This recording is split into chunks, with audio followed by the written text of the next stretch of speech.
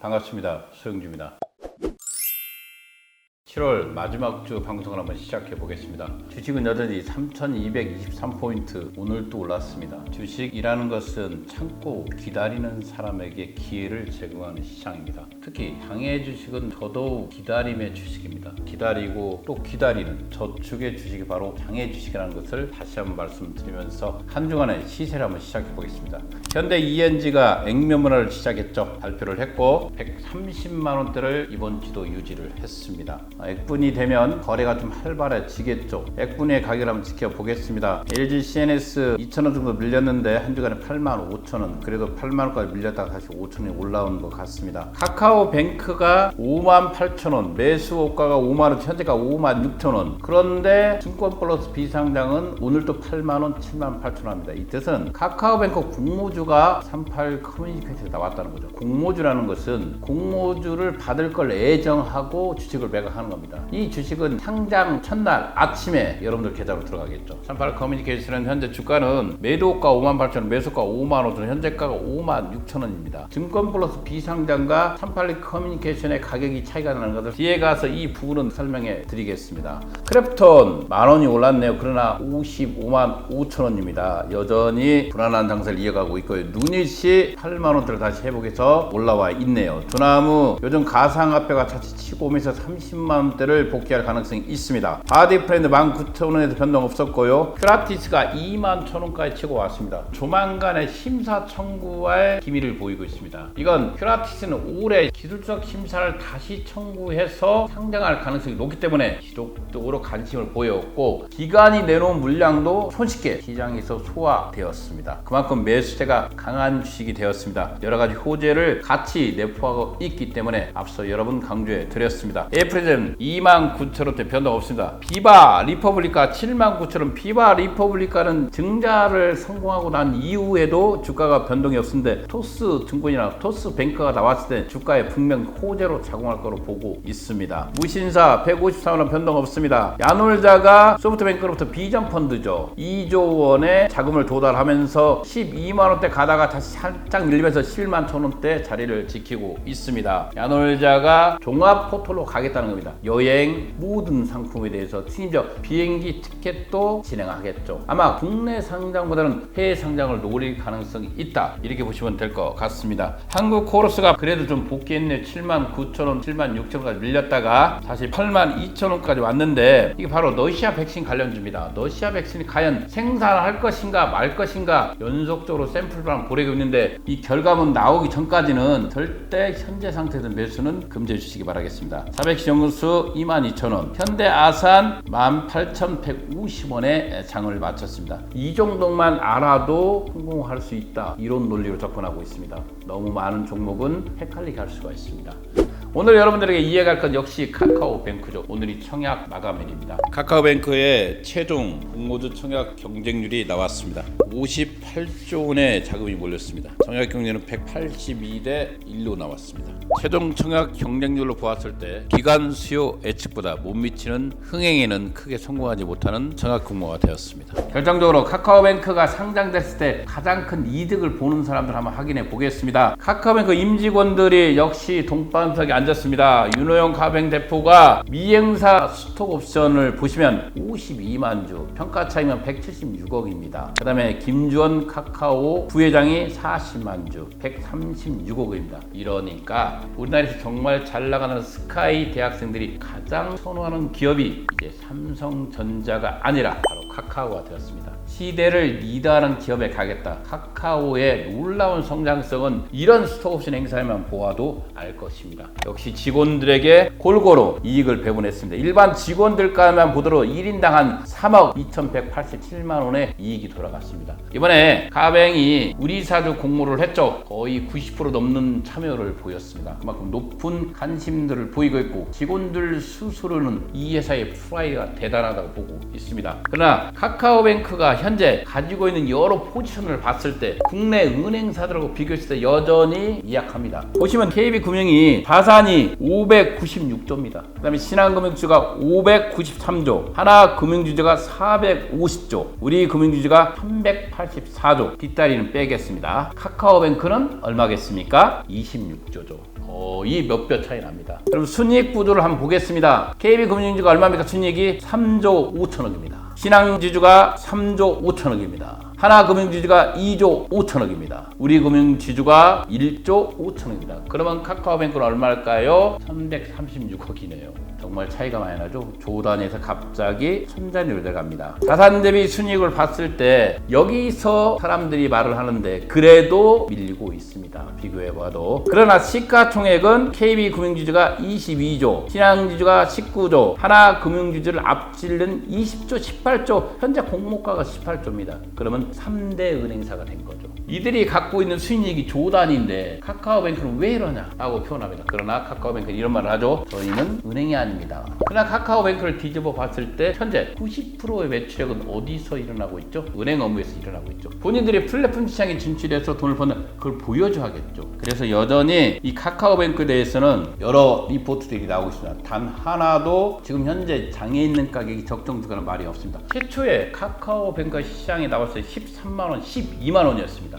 그때부터 제가 수십 번 이 카카오뱅크는 주의를 주었습니다. 너무 고가다. 13만원, 12만원, 10만원, 9만원, 7만원, 8만원 할 때도 지속적으로 주의를 당부했습니다. 역시 5만원대 와서 한번 생각해보다 말까 했는데 지금에 와서는 이 5만원도 위험할 수 있다. 이렇게 보고 있습니다. 이번에 카카오뱅크가 공모주를 시작하는 첫날 BNK 투자증권에서 냉정한 리포트가 나왔네요. 카카오뱅크는 은행이다. 맞습니다. 투자 의견에서 매도 의견을 제시했네요. 목표주가 24,000원을 제시했습니다. 지금 현재 장외 시장에서 형성되고 있는 가격 자체가 이 리포트는 어이없는 수치라고 표현했습니다. 이렇게 카카오뱅크라든가 크랩톤이 시장에서 개인들에게 가장 많이 판매가 이루어지고 손바뀜이 가장 많았는데 왜 개인들이 장외 주식을 이렇게 덥석 사시는가 모르겠습니다. 특히 증권사와 결탁되어 있는 장외 주식 거래 플랫폼들이 나오면서 급격히 시장이 비싸지고 있습니다. 그래서 저는 개인들이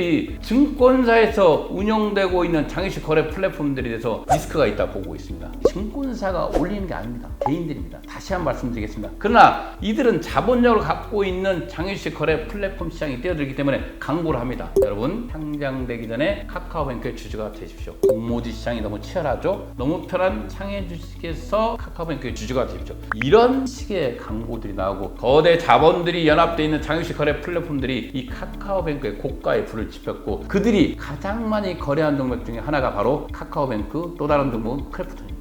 그들은 이익 수수료 자체도 어마어마합니다. 어마어마한 수수료를 받으면서도 허위 매물이라든가 이런 것들 단속하지 않고 있죠. 저는 개인적으로 이 BNK 투자증권의 리포트가 정확히 보고 있다 이렇게 보겠습니다. 장외시장에 거래되는 카카오뱅크 주당 가격이 82,000원이다. 7월 15일 기준이었죠. 오늘 또 증권플러스를 비상장을 보면 8만원에 되어 있습니다. 총 발행주수 410만 하면 이게 얼마입니까? 34조입니다. 현재 상장되어 있는 은행의 시가총액 전체를 합쳐놓으면 74조입니다. 이것은 뭐냐면 기본적으로 장외주식 수량은 단주입니다. 이 단주 거래인데 이것이 장외주식 전체 가격을 표현하고 있는 것처럼 느껴집니다. 마지막에 주식을 끌어올리면 그 다음날 또 종가 기준으로 나와 있으니까 높게 보이는 거죠. 개인들은 거기에 속아서 주식을 편입하는 거죠. 심지어 38 커뮤니케이션 장에 있는 사설 사이트 주식을 사다가 증권플러스 비상장에 주식을 파는 중개업체도 있습니다. 이건 팩트입니다. 그만큼 사설 사이트가 불안정하다 개인들이 멀리하면서 자기 계좌에서 자기가 돈을 넣고 주식을 받기 때문에 안전하다는 증권프로 비상장 또는 서울거래소 비상장 이런 것들로 인해서 주가는 점점점 고도로 형성되었다는 것이죠.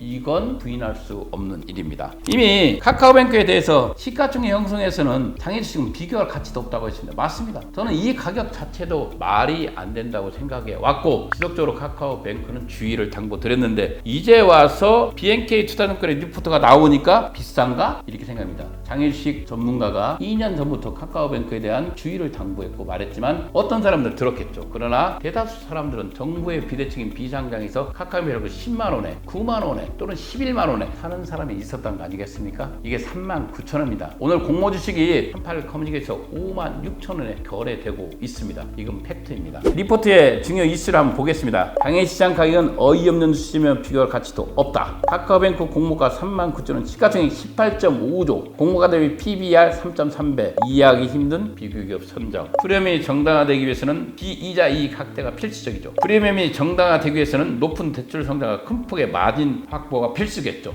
리스크 종대가 가능한 신용평가 시스템 검증이 또 필요하겠죠. 마지막으로 카카오뱅크의 적정 가치, 국내 상장 은행의 최고 PBR 2.0배를 부여했습니다. 이런 것들이 바로 밸류에이션의 문제다 지적을 했고요. 기본적으로 BNK 리포트를 떠나서 지금 현재 여러 신문 지상에서는 카카오뱅크의 따상 논란에 대해서 말이 많습니다. 과연 어디로 갈 것인가. 그러나 여기서 우리가 중요하게 볼 것이 기관들의 수혜측입니다. 카카오뱅크의 수혜측의 의무 보유 하락을 한번 보겠습니다. 해외 투자자가 86% 미하락했네요. 9.26이 3개월 하락, 1개월 하락이 3.93, 6개월 하락이 1.2, 거의 없는 수준이죠. 전체 투자자를 비정받았을 때 54%가 의무 보유 하락이 없습니다. 그만큼 상장지 주가는 바로 대량 물건들이 나올 수 있다는 것을 보여주는 이정표입니다. 그래서 카카오뱅크가 너무 비싸다는 기사들이 쏟아져 나오고 있는 겁니다. 과연 이 39,000원대 주식을 들어가서 개인적으로 한 만원, 2만원은 먹을 것 같습니다. 5만원대는 형성되지 않을까, 그러고 미뤄지지 않을까, 이렇게 조심스럽게 예상해 봅니다. 그래프트는 들어가서 이익 날 수 있는 구조가 상당히 어렵습니다. 그냥 카카오뱅크는 현재 장애하고 괴리 차이가 너무 나지 않습니까?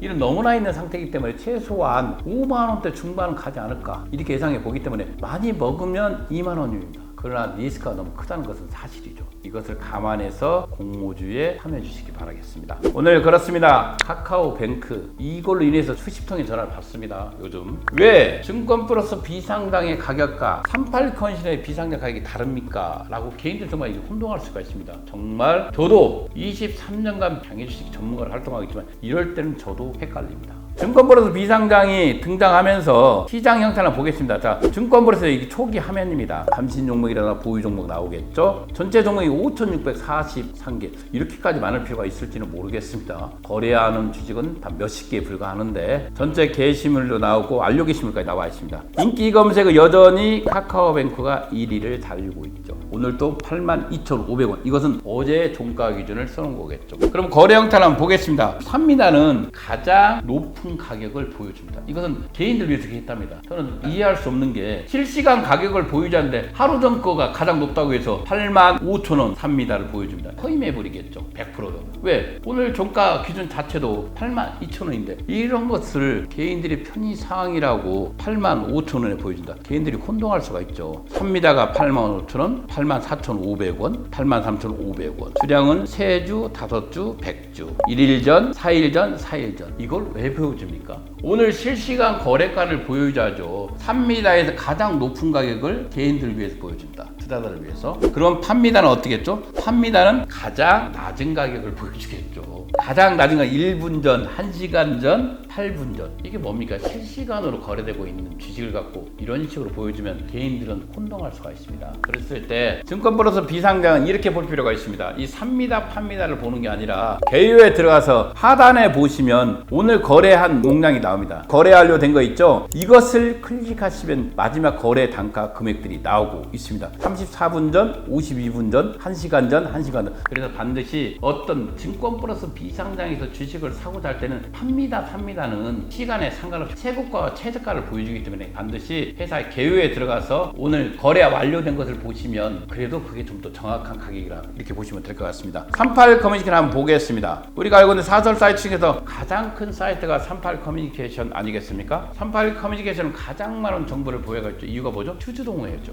그래서 우리가 38 커뮤니케이션은 빼놓고는 장애주식을 설명할 수가 없습니다. 38까지는 실시간 가격들이 계속 나오기 때문에 카카오뱅크 매도 분할가 58,000원. 증권 플러스 비상장은 8만 원, 7만 9천인데 왜 이렇게 매도가가 5만 8천 원, 5만 8천 원, 5만 8천 원, 5만 8천 원, 7만 2천 원, 5만 8천 원 이렇게 나올까요? 이렇습니다. 이게 바로 공모주를 미리 받기 전에 파는 겁니다. 일반 개인들에서는 상식적으로 야 공모주가 없는데도 공모주를 미리 파니? 라고 말할 수가 있습니다. 그러나 공모주만 하는 사람들이 있습니다. 이 공모주만 한 주, 두 주, 세 주 받아서 이것을 미리 파는 사람들이 있습니다. 이것을 장에서 송금해서 상장하는 당일날 9시 전에 주식을 받는 거겠죠. 그래서 이 공모 주식하고 혼동돼 있습니다. 지금 소량가 선입고 72,000원 팝니다는 아마 구주일 겁니다. 그러나 58,000원대는 이거 공모주입니다. 그러나 공모주나 구주나 똑같은 한 주입니다. 그러죠? 그런데 개인들이 만약에 증권 플러스 비상장에서 79,500원 사는 거나 여기서 56,000원, 7,000원에 사는 거나 같은 주식이라는 것이죠. 오늘 봤냐? 상장하는 첫날로 이 차이만 있을 뿐인데 똑같은 권리를 갖고 있는 주식이 이렇게 25,000원도 괴리 차이가 난다는 거 아니겠습니까? 그럼 한번 삽니다 한번 가보겠습니다. 55,000원, 56,000원이니까 이 적정 주가는 공모 주식은 카카오뱅크 오늘 7월 27일 청약 마감일 56,000원이 카카오뱅크의 공모주 적정 주가겠죠. 미리 프리미엄을 붙여서 사는 거죠. 이럴 때 지금 증권 플러스 비상장에서 팔고 있는 79,500원짜리나 같은 권리를 갖고 있는 거니까 25,000원 더 비싸게 사는 거죠. 개인들이 증권 플러스 비상장만 보는 게 아니라 38 커뮤니티를 반드시 비교해서 보십시오. 아니면 피스탁을 보시든가 이 장애주식 사설 사이트를 놓고 비교해서 같이 견주해서 편입하면 될 수가 있습니다. 그러면 좀 더 경쟁력 있게 시장에 접근할 수 있다는 거 아니겠습니까? 여러분들 주식이라는 것은 특히 장애 주식이라는 것은 수만 군데를 두들겨 보고 노크를 해보고 가격을 비교해서 사는 것입니다. 그래야 몇 주라도 단 얼마라도 싸게 구입할 수 있습니다. 왜? 장애 주식 가격은 재래시장 가격과 똑같기 때문입니다. 흥정할 수 있는 주식이라는 것이죠. 요즘 비상장 주식을 떠나서 대한민국에서 가장 주식을 잘하는 세대가 몇 대일 것 같습니까? 10대, 20대, 30대, 40대, 50대, 60대, 70대로 봤을 때 가장 수익률이 좋은 건 바로 미성년자들입니다. 이유는 장기 투자겠죠. 그들이 보유한 주식들을 보면 삼성전자, 우선주, 카카오, 현대차, 네이버 이런 우량주를 아마 부모로부터 받았겠죠. 부모로부터 받아서 이 주식을 미성년자니까 사고 팔지 않고 10년, 20년, 적게는 5년씩 장기 투자했다는 거 아니겠습니까? 이 뜻은 뭐냐? 정말 우량한 주식을 사놓고 잠을 자는 겁니다. 주식은 장기적 저축 상품으로 접근했을 때 이길 수가 있습니다. 이번 7월 한 달도 여러분들 무더위에 고생하였고 주식시장 아직도 사랑받을 것이고 더더욱 시장은 활성화될 거라고 믿고 있습니다. 장애주식은 기다리는 사람이 이기는 시장입니다. 감사합니다.